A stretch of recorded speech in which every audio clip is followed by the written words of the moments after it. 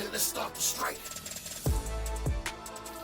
Welcome to another episode of Shut It Down, the Amazon Teamsters podcast. I'm Randy Corrigan, your host, and the National Director for Amazon at the International Brotherhood of Teamsters. On today's episode, we will be joined by David Suholtz, the General Counsel at the IBT, and Jesse Marino, who is a driver at Amazon. We're going to be discussing who actually employs the Amazon drivers. We're going to talk about where this movement started. We're winning on the ground, in the courts, and in the public. Let's dive in.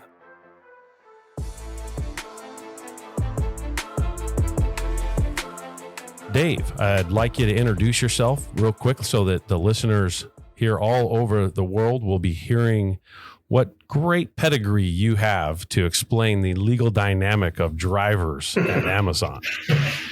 Hey, Randy, thank you for having me again. Yep, as you said, I'm Dave Suholtz, proud General Counsel of our wonderful International Brotherhood of Teamsters, working alongside our General President, Sean O'Brien, and General Secretary Treasurer, Fred Zuckerman, every day and working with you on this historic mission to liberate our sisters and brothers at Amazon. And you have been in labor for a very long time and have a tremendous amount of experience with your legal team. Isn't that right? I have indeed. I've been privileged to represent labor unions, doing solely union side labor law for decades. I did a stint as the head labor lawyer at the Kentucky Labor Cabinet about 15 years ago. Got to see the world, how workers experience it through the government's perspective. But my heart has always been with organized labor, and that's what I am. I'm a union side labor lawyer. Jesse Marino, why don't you introduce yourself? How's it going, Randy? Thank you for having me. My name is Jesse Moreno. I am a proud Teamster, and I still call myself currently an Amazon driver out of Palmdale, California, where we started organizing with our DSP, which is Battle Tested Strategies. It's been a journey, and I'm loving every part of organizing. Every Amazon employee out there, whether you work inside the warehouse or drive in these Amazon vehicles, they need to be taken care of. They need a contract, and they need what our brothers and sisters at UPS have, if not more, because of how rich Amazon is.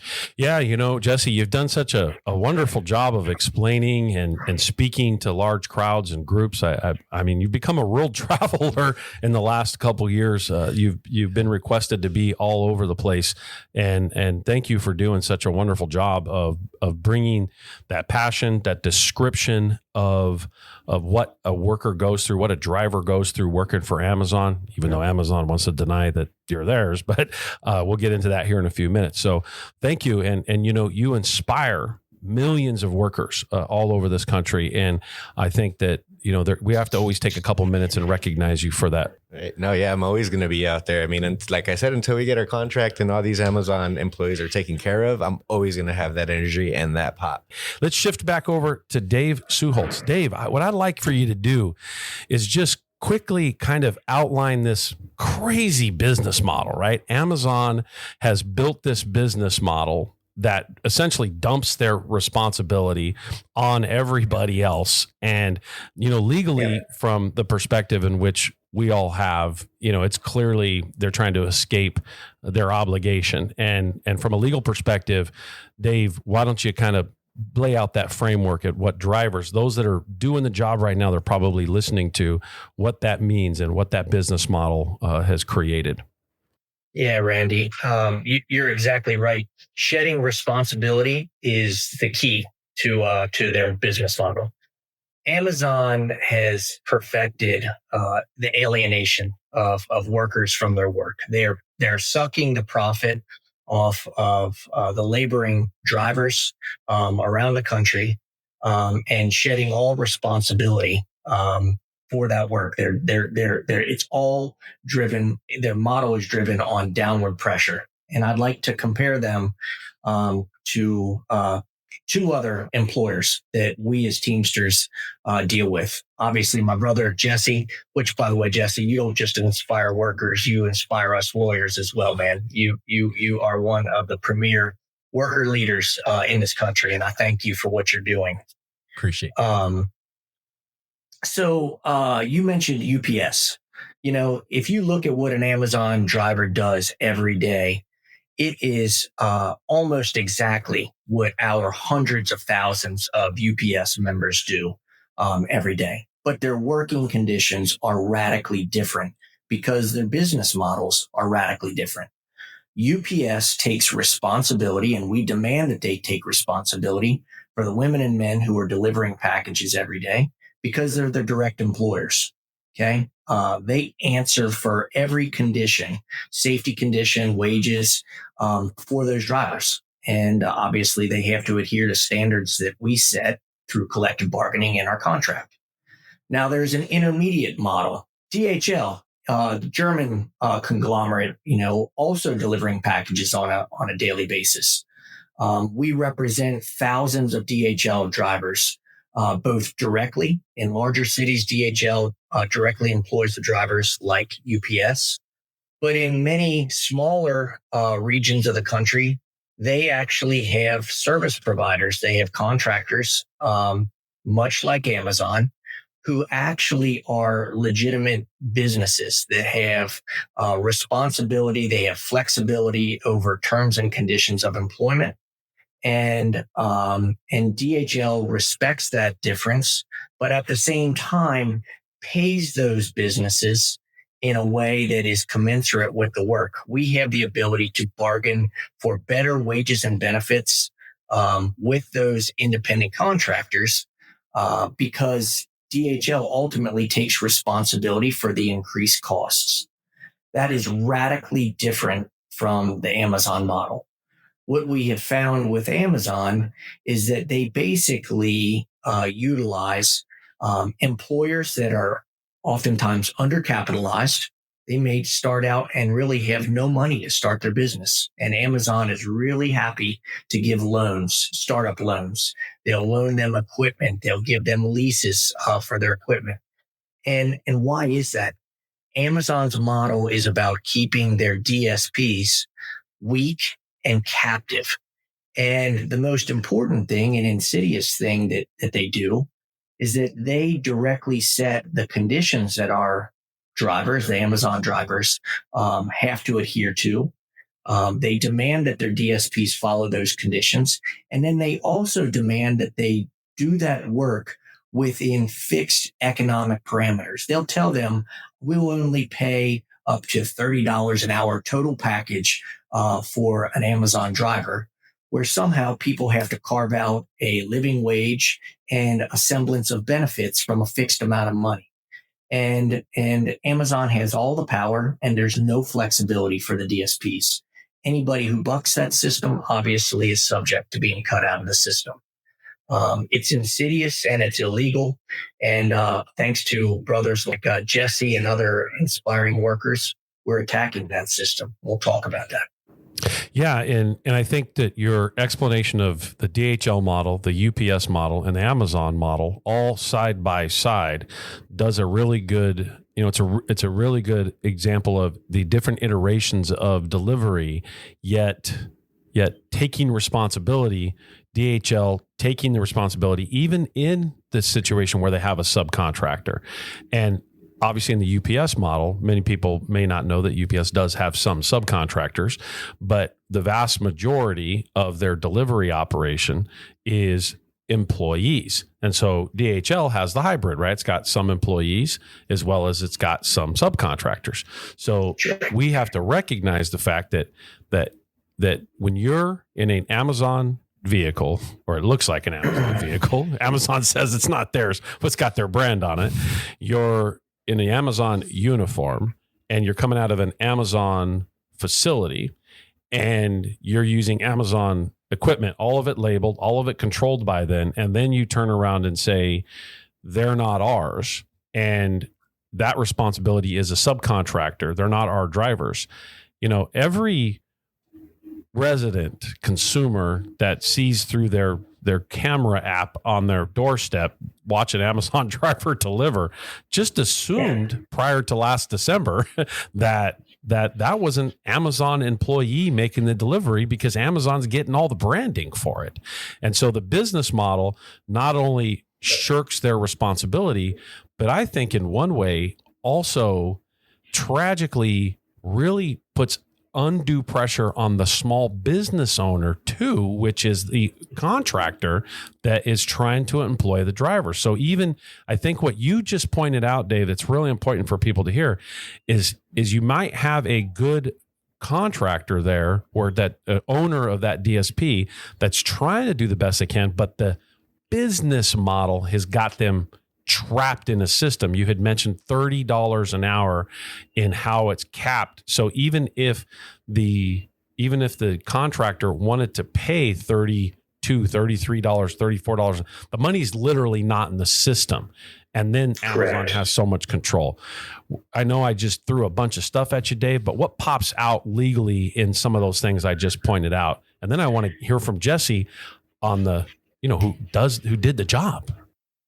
Yeah, so legally, what we have found, and actually your team, Jesse, and others have revealed with direct evidence, Amazon is not independent from the drivers themselves. As a matter of fact, Amazon is their employer under the law, and we're just going to assume, the most stringent view of a joint employer analysis. A view where an employer has to have direct and immediate control. That's sometimes referred to as the Trump board's joint employer rule. Amazon absolutely exercises that. They have direct and immediate control over all of the essential terms and conditions of employment, which are wages, as we just mentioned. Amazon tells the DSPs exactly what the capped wage package is. They can cut it up however they want, but they're not paying any more than that fixed amount. That makes it impossible for workers to actually ever get ahead and share in the wealth that they're creating. Amazon tracks the packages that are delivered. They track the methods. We know for a fact that Amazon monitors drivers. They send the DSPs notices when they should take discipline of drivers. We've had instances where Amazon has determined that a driver has deviated from their policies and have notified DSPs that driver is no longer eligible to drive for us, effectively making the decision to discharge somebody. Amazon, by every legal factor of the more stringent joint employer analysis, is in fact a joint employer. And by the way, that's exactly what my brother Jesse and the heroic people in Palmdale at Battle Tested Strategies are right now challenging in court. The National Labor Relations Board agrees with us. They're prosecuting Amazon. We are on the team prosecuting Amazon. And we're going to be vindicated, and we're going to hold them to account. Yeah. Jesse, how has this impacted drivers? Like, hearing from a driver's perspective, let's assume many of these listeners are other Amazon drivers out there. Amazon, do I got to put quotes around it, right? Amazon driver. We all know they're Amazon drivers. And I'd even take it a step further, Dave, that it's not just a joint employer. In a lot of ways, it looks like the employer. It could be a single employer argument. We'll take the joint employer argument for now.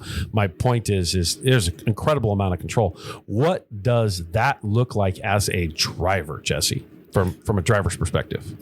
I mean, you guys have said it. We are Amazon drivers. We wear their uniforms. We drive their vans. We are essentially paid by Amazon. And when Amazon refuses to call us its employees, it's a slap to the face. It's extremely disrespectful.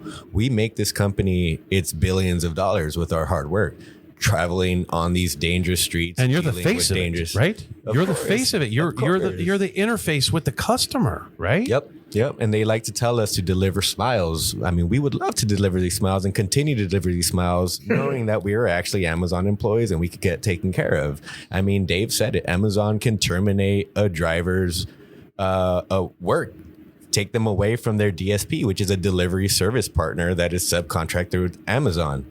Yet these DSPs call Amazon its customer. How many customers do you know that could get a person fired just like that, and the owner, the boss, can't do anything about it? So they're not our customer. They are our employee. Everything that they do, from our routes to what we drive, what we use on route, is given to us by Amazon. And there's examples of you having to use the restroom and Amazon reaching in mid-route, not like at the end of the week after someone, normally a subcontractor gets a list. Hey, here's the work you got to do, and let's get it done in a certain period of time. And then that customer checks in and says, hey, what got delivered? What didn't get delivered? No, like, isn't there been times where you were going to the restroom and you get called and said, hey, where are you at? Remember, you're delivering in residential areas. So it's not like you're going to use the restroom in a bush or knock on their door and go inside their house. You got to go find something, which is going to be a few minutes away.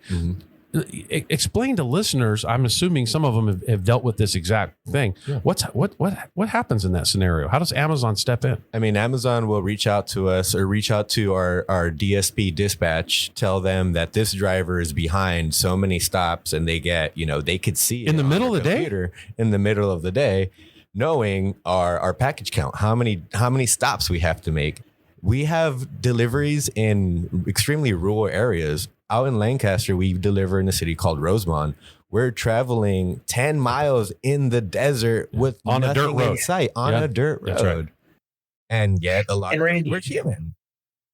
Go ahead. This type of monitoring and surveillance by Amazon, one of the other things that they do is that they actually are forcing the DSPs, who they are considering separate employers, to in many cases violate state labor laws. Oh, yeah. We know for a fact drivers are not being able to take breaks that are mandated by wage and hour laws across the country.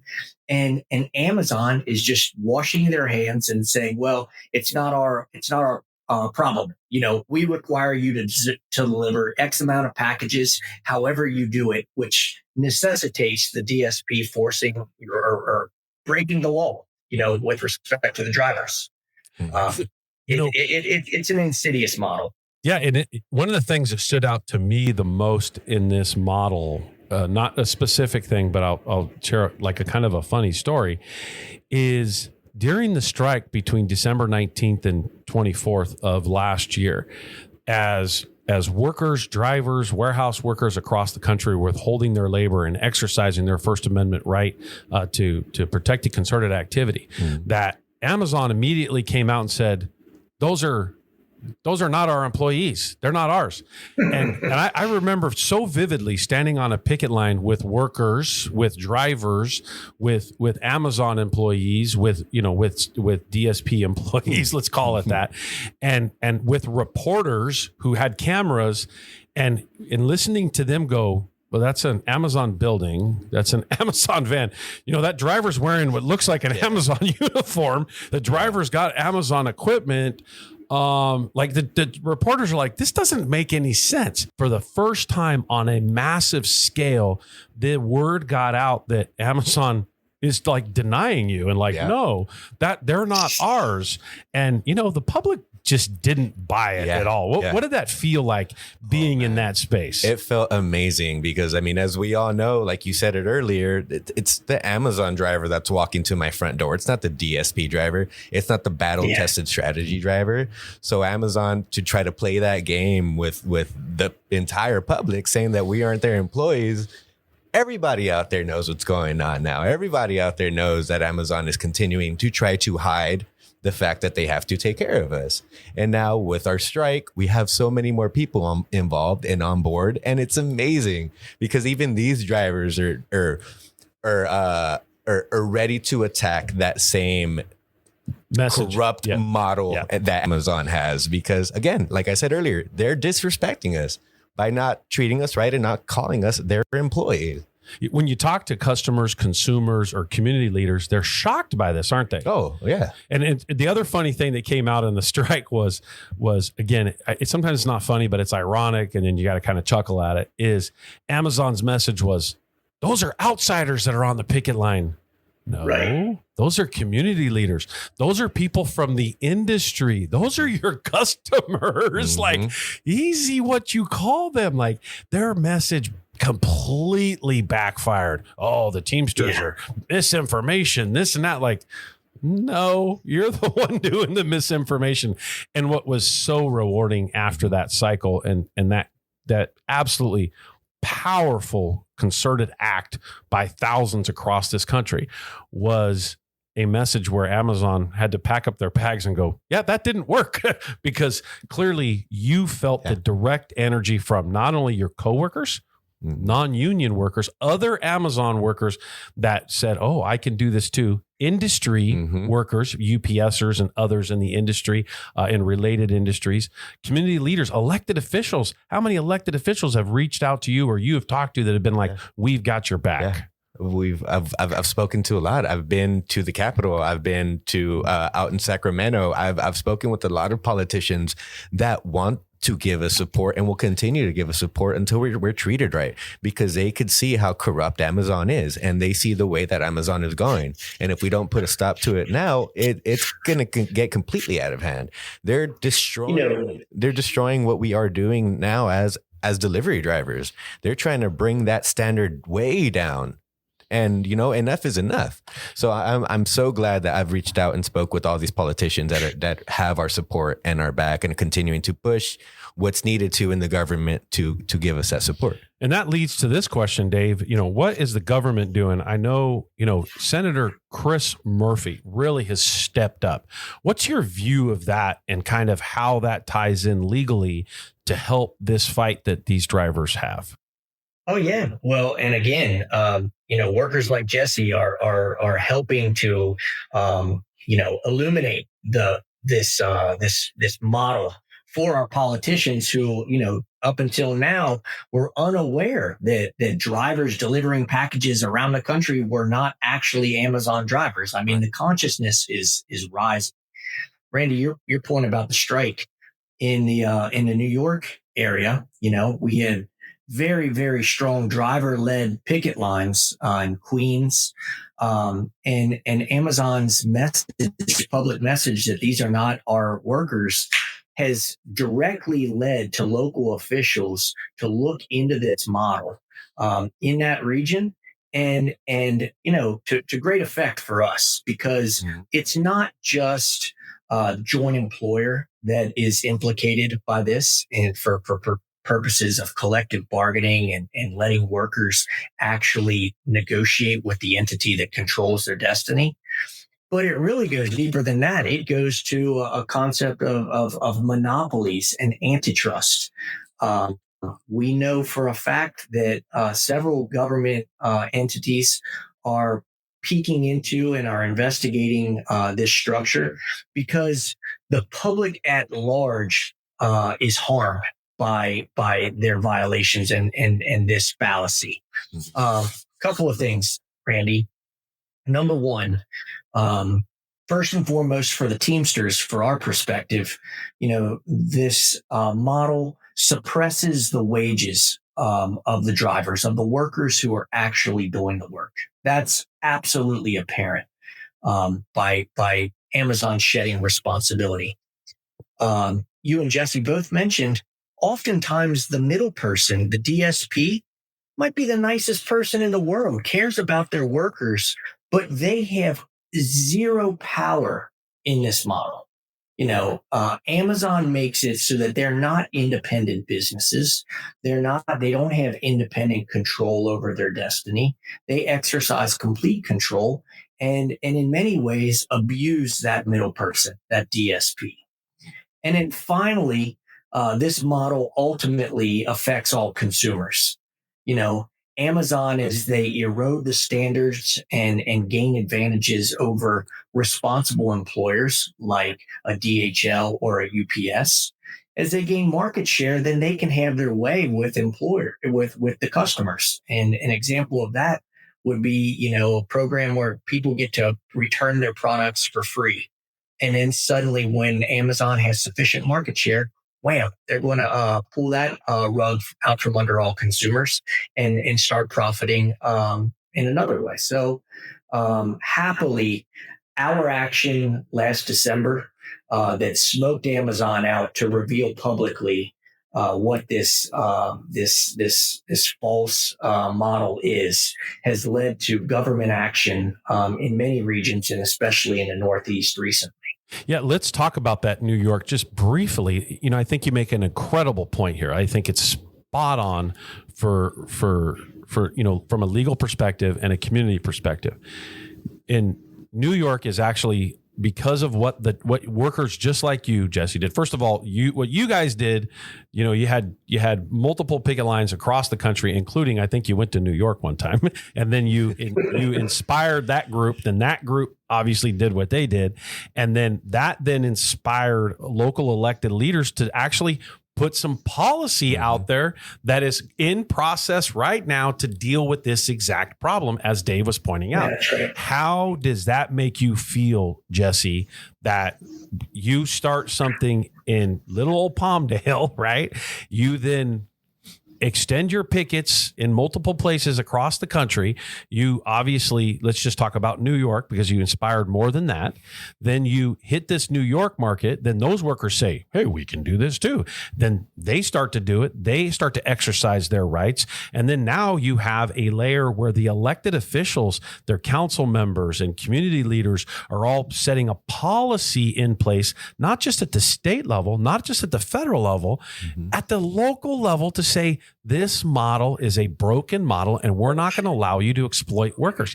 That has got to make drivers, that has got to make workers inside these warehouses feel extremely empowered. What is that like for you to know these like unprecedented sort of legal accomplishments that are happening as you're agitating things right on the ground? I mean, it needed to happen. It needed to start somewhere. I mean, I am proud of my brothers and sisters at a Battle Tested Strategies out there in Palmdale for, stepping up alongside me to make this happen. Amazon employees, we're fed up and they were ready to make that change. I mean, politicians, elected officials, all these people have somebody that they care about that's going to eventually work for Amazon or work with Amazon. And that's why, we need to put an end to it now, because they're going to continue to step all over us and disrespect us and treat us like nothing. So the fact that we got something, you could say we got it started in Palmdale, but there was employees all over the country that were already fed up and ready to make that change. So the fact that we took the first hit and, we were a little down to begin with, but now you felt down because you felt like you were alone. Exactly. And then you weren't alone. Exactly. Everyone started popping up left and right. I wasn't the only one to travel. We had a lot of my brothers and sisters in Palmdale that also went out of to other states, other picket lines, and got more people involved. Other locals got involved. Other unions got involved. And it's just catching fire, and it has not slowed down. It is just picking up, and it's amazing. It's amazing to be a part of.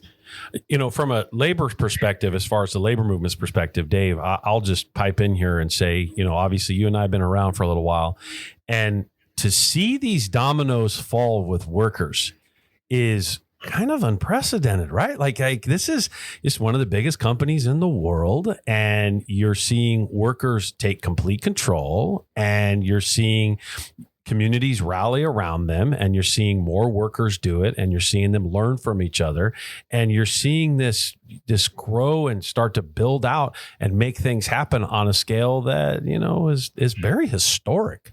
From a vantage point of seeing this over a long period of time, the movement.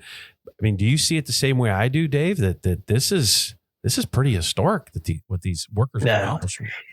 It's amazing. It really is. Actually, I mean, it's almost like the past is prologue. We've seen industries that seemed, insurmountable in years past. 100 years ago, they would look at the steel industry and thought, you'll never break into the steel trusts. And workers did it. And Jesse and thousands of Amazon workers are doing that yet again. An entity that seems too big to conquer. It's snowballing. It's not going to end, and we ultimately will win. Randy, it's interesting.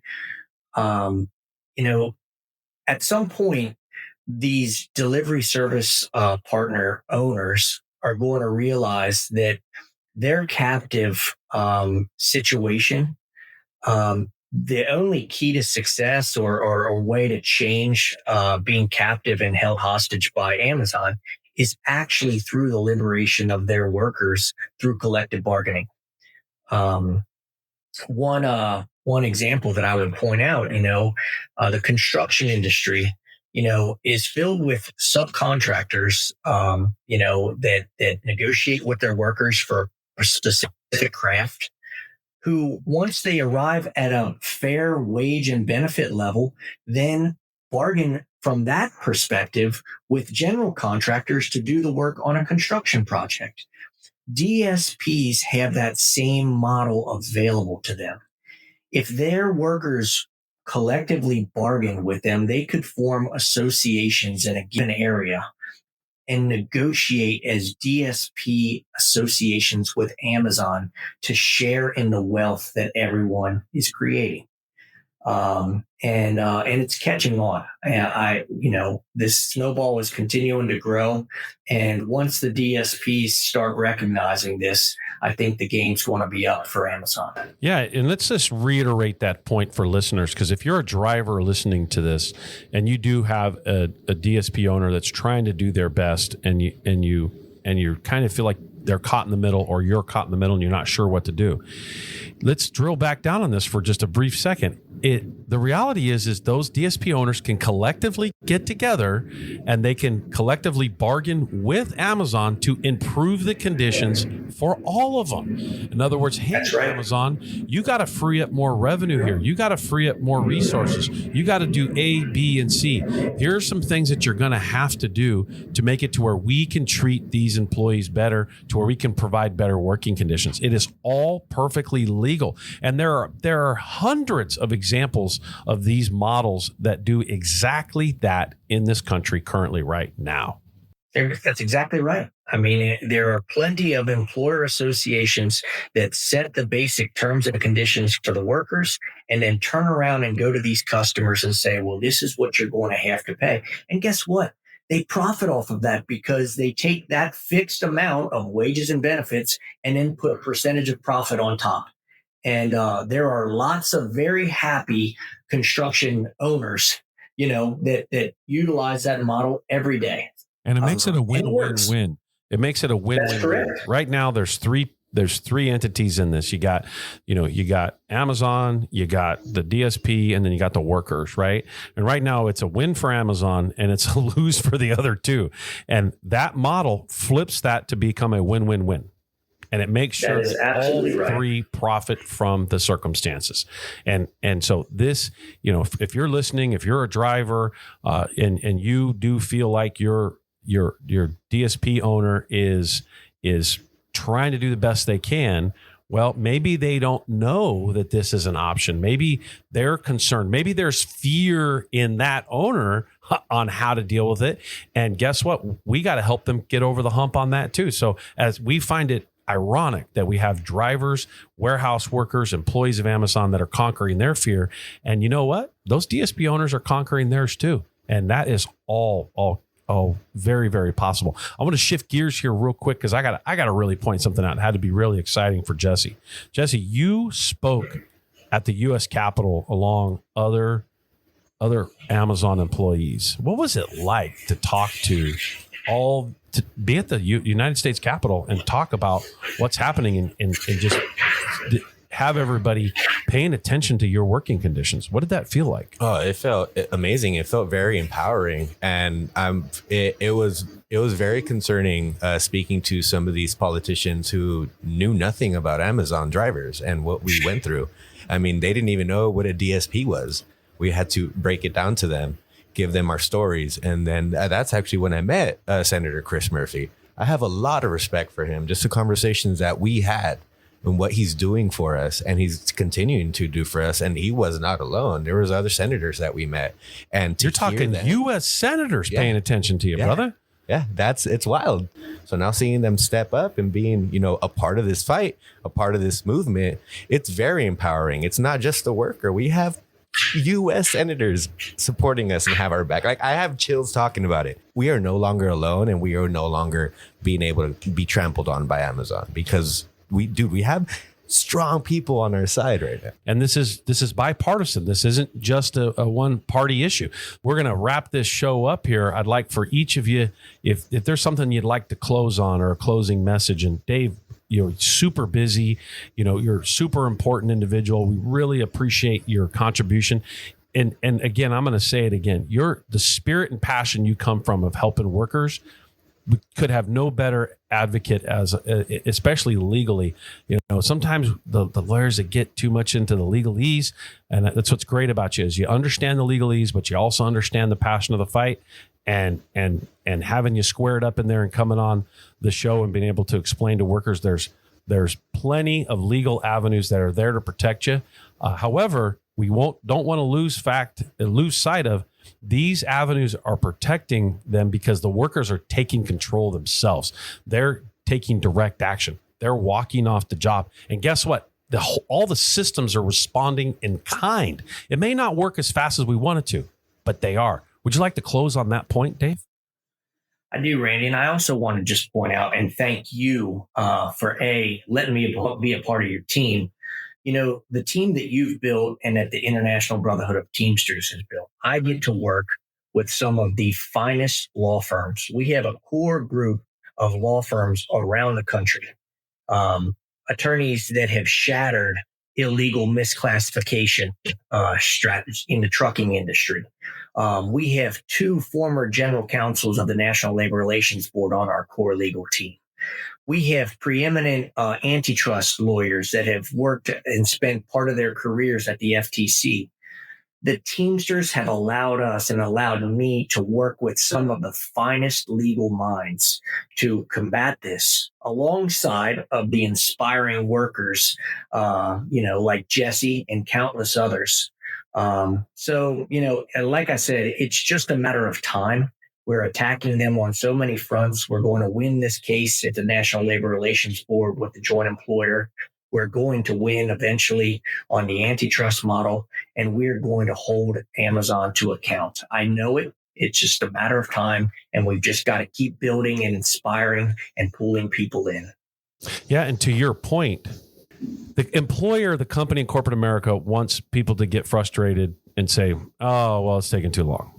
The reality is you got to look at how fast this progress is actually happening, because there's a lot that's happening, and maybe the employer or Amazon wants to blind people to that progress, but you're right. That accountability is happening step by step, chipping away piece by piece.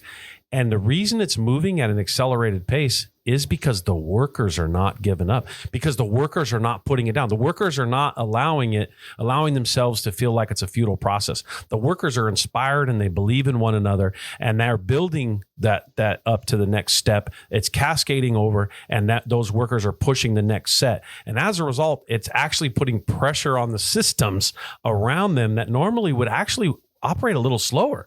And right. As a result, those things are happening. So all of you workers that are listening into this, you got to pat yourself on the back a little bit right here, because you're literally moving legal mountains. You're moving mountains of workers. You're inspiring millions across this country in many, many different ways. Jesse, would you like to, finalize, some final words and wrap up what you've experienced here? Yeah, I mean, in the labor movement, we like to say worker power. We are the workers. We hold all the power within these companies. So anybody out there listening, you want this to be done faster? You want to get your contract? Reach out. Don't be scared. Let's do it right. Fill out an application on the website. Hit us up on Amazon Teamsters on all social medias. You never know. I like to tell drivers, warehouse workers, whoever I'm talking to, think of an anthill. What you see going on top, working ants coming back and forth, whatever. It's what's going on underground. That's what really matters. So don't think you're alone. Don't feel like you're the first to reach out, because who knows? There might be multiple people at your facility that are already talking to an organizer that are getting this done and making this happen. So reach out. The only way we could get this done faster is with more people getting involved. Worker power. And I think Jesse really summed up this show earlier when he said that he felt some people felt alone when this first got started. And, because you were the first ones to kind of step out. But if you really look back, in a very short period of time, there were dozens more locations that were right behind you. And as well as I do, there are a lot more that are right around the corner. And more of workers are like, I get it. And really what it is a matter of is just a matter of education and information, and that workers knowing that they have the right to do certain things. And so, Jesse, thank you very much for pointing that out. Thank you for coming on the show and being able to communicate with these workers on a massive scale. Thank you for all the things that you've done and just kind of throwing down, putting that energy out there, being passionate and inspiring not only workers, community leaders, U.S. senators, individuals like us that have been in the labor movement for forever. We really appreciate that. It keeps us going. Dave, thank you so much for coming on the show and explaining some of the legal parameters and making sure that workers realize that there is actually a lot of support out there. We're gonna point you in the right direction so you can see it. Any last words, Dave, Jesse? Great to be with you. Together we're strong. That's right. Yeah, no, thank you for having me, Randy. Like I said, worker power, reach out. Let's get this done together. That's right. Another great show. Worker power is going to lead the way at Amazon. Then let's start the strike. Corporate greed is disgusting. Instead of us, they rather pay for union busting. Somebody said the working man a sucker. They took the stand and ran like a high jumper. Teamsters Local 804, we not having that. We gon' stand here and fight for fair contract. Fair wages on the table.